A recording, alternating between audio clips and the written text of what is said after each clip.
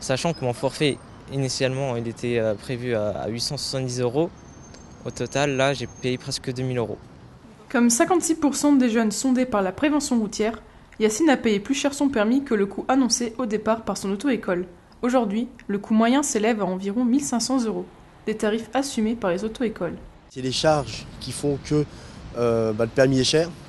Et ce qui fait aussi, c'est que le niveau des élèves, le besoin de leçons est de plus en plus croissant. Des prix que le gouvernement cherche à baisser.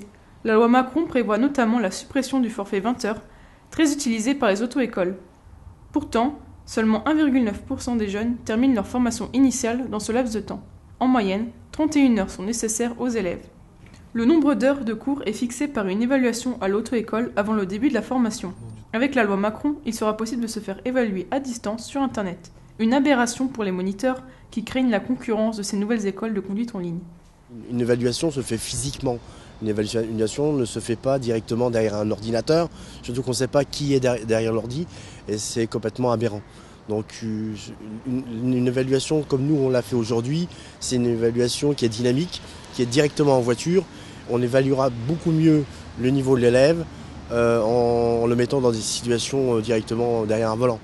Autre proposition que contestent ces auto-écoles, le passage du permis de conduire par des agents publics, tels que les postiers, dans un but de réduction du délai d'attente après un premier échec.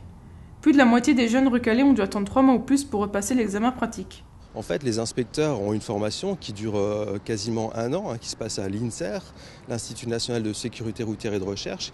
Et déjà par le passé, il y a eu des agents d'EDF ou de France Télécom, je ne sais plus, qui sont devenus inspecteurs, mais qui ont suivi cette école d'un an. Donc pourquoi pas, oui, à condition qu'ils aient la même formation que les inspecteurs actuels. Pour les auto-écoles, la loi Macron ne va pas assez loin. Les formateurs proposent une baisse de la TVA sur le permis, actuellement de 20%, et une bourse publique pour aider les étudiants à financer le très convoité papier rose.